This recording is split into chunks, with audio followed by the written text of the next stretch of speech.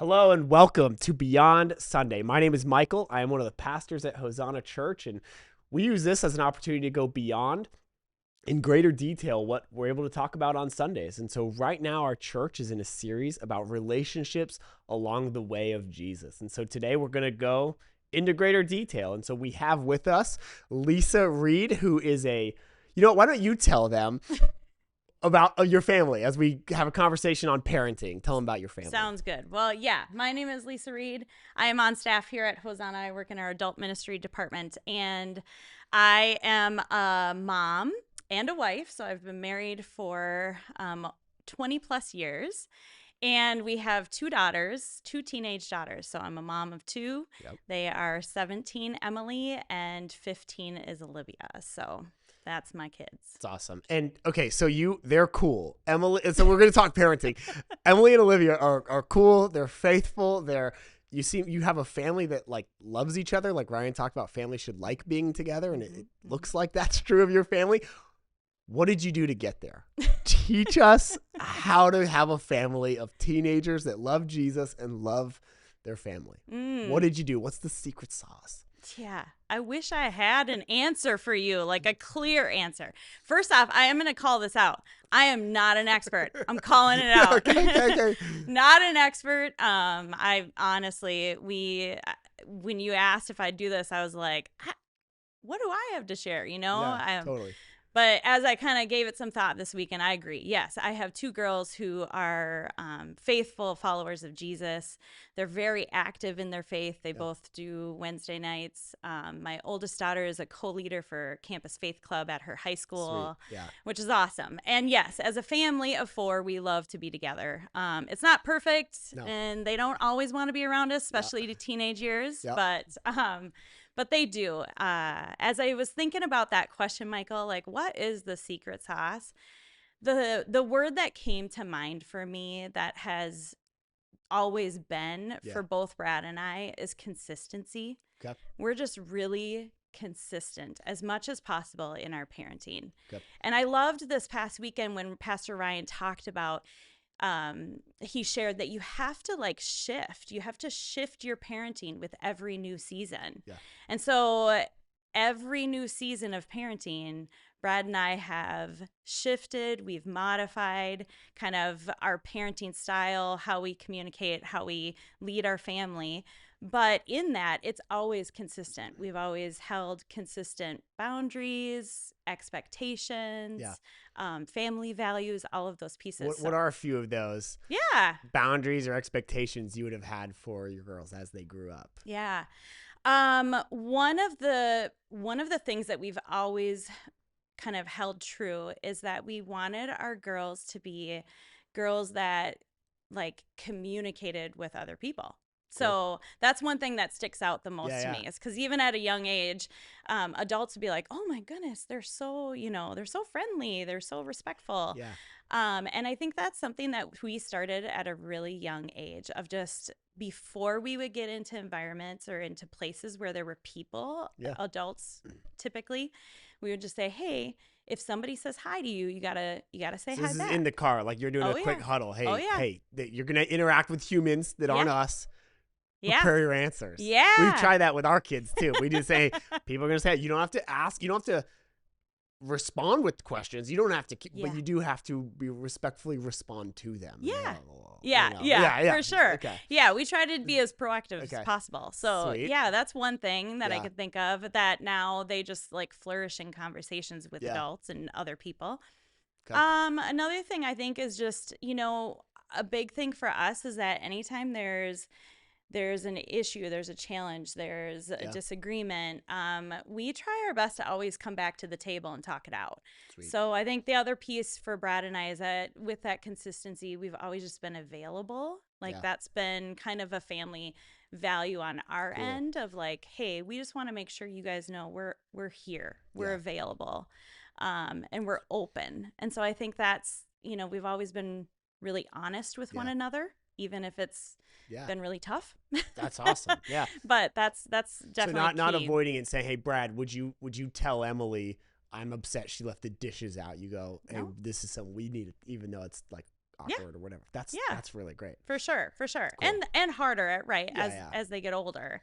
And I think the other piece too with that is like, whether it's something within our own little family unit or if it's something even on the outside of just reality of life. Like, I can think of one time we were on vacation and there were some people that, you could clearly see they had maybe had some sort of substances and so my kids were pretty young, and instead of like sheltering them, we were just like, hey, do you have questions about that? And so like we're always trying to just be open and honest with them about everything in life. That's sweet. And not even like shield them from difficult things. Correct. But difficult things we manage. It's part of life. Okay, so with that, difficulty managing these things, what does it look like the faith experience of your family? Because are you like breaking down sermons on the way home? Are you doing morning Bible studies before school? Are you like, I'm going to let the church raise them in faith and I'm never going to discuss it at home ever? I mean, what's your thing there? Right. What's your thing? Right.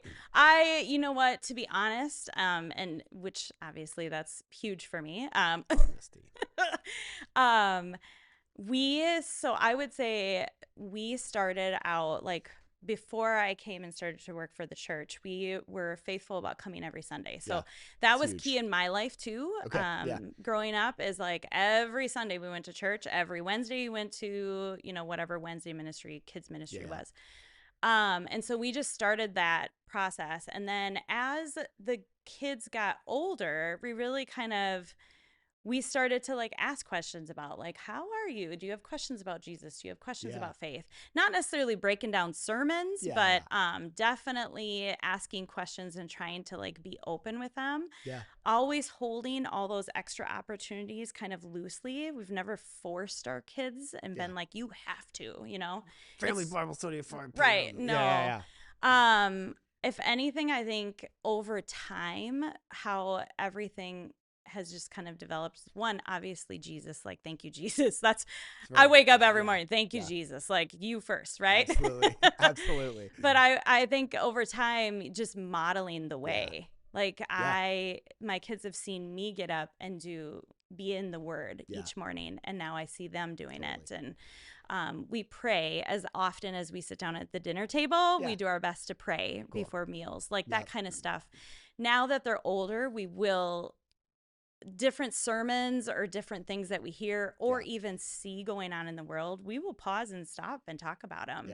Cool. Just from a faith lens, right? Of like, what do you see and what do you think about this? So that's perfect. Yeah, because Bailey and I think we use the word all the time, like it's part of the ongoing conversation of the Baker family. So like we'll see things happen like you did. They don't go, what do you think Jesus thinks of that? How do you think Jesus wants you to be a teammate? How do you think Jesus wants you to live in your school? And like, it's not like, okay, now we're in Matthew chapter 6, and like breaking down whatever. Right. But I mean, we're more of like what are we thinking through and how are you? Faith is right here in the present while we're having friends over. Yeah. How are we generous? Because God's been generous. It's like this ongoing conversation is the way we phrase it. So is that okay? Right on. Okay. Yeah. Okay. Right on. Just check it with the master. Check it with the master. Not at all. Okay. So then the final question, we're running out of time and I don't want to go long. But what would you say, what would be any advice? Do you have anything you're like, man, if families, like maybe a trick or like, not trick, but like a quick, like try this thing or use this question or me and Brad have instituted this thing. I don't know. Like, is there something you're like, man, if every family just implement this thing, it might really help. Yeah. That's a hard question. Okay, I'll tell you maybe the one that we're planning on, but we haven't done yet because my oldest is 10. But one thing we heard, we want our kids to have a unique relationship with us and their siblings. When they turn 13, we're going to take them each on a trip to wherever they want to go. So they're always talking about like, my daughter's like, I'm going to go Hawaii. And we're like, think closer.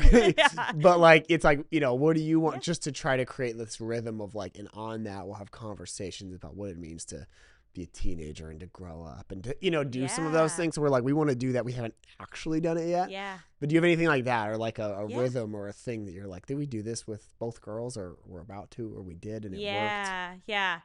I think when I think about that, we've always done stuff as a family of 4. So just we're super connected like that. Which is sweet. And so I think the biggest thing for me right now, as I look at like getting ready to kind of launch my kids off into college, scary. The thing that I would say hasn't necessarily been fully implemented yet, but I am starting to implement that, especially with my senior, is I am really working on just taking time at the beginning of the day, the end of the day, middle of the day, whenever I can get time with her, and just sitting and saying, "How are you?" Cool.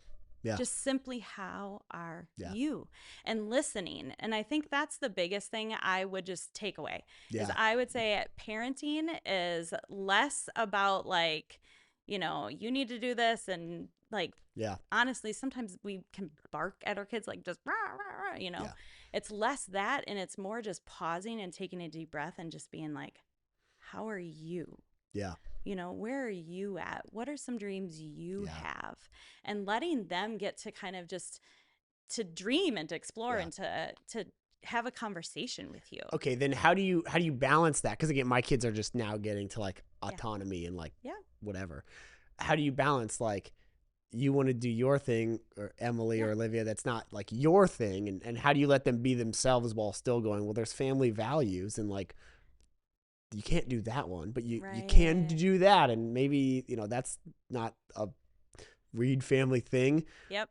But we're gonna let you like, how do you discern that? How do you balance that? What does that look like? Well, I think you nailed it right there. You said, how do you discern that? Yeah. So I think with every movement that they make, right, I would say Brad and I, behind the scenes, are having those conversations of like, where are we at with this? Are we okay with this? How do we want to walk alongside them in this? What does that look like? Is this something we got to say no? Right? This is just does not fit with who we are and who we hope to be in this world. Or is this one of those situations where we have to sit at the table and say, you know, we've got some concerns. Are you open to hearing them? So I think it's number one, it's pausing and like actually discerning, is this something I need to like stand firm in? Or is this something that I need to figure out how to walk alongside them in? And then it goes back to what I just said, being open and honest and consistent. So making sure that whatever you're saying to your kids, it consistently lines up with your family values, that it consistently lines up with kind of how you parent, your hopes that you have for them, their hopes they have for themselves, you know, that kind of thing.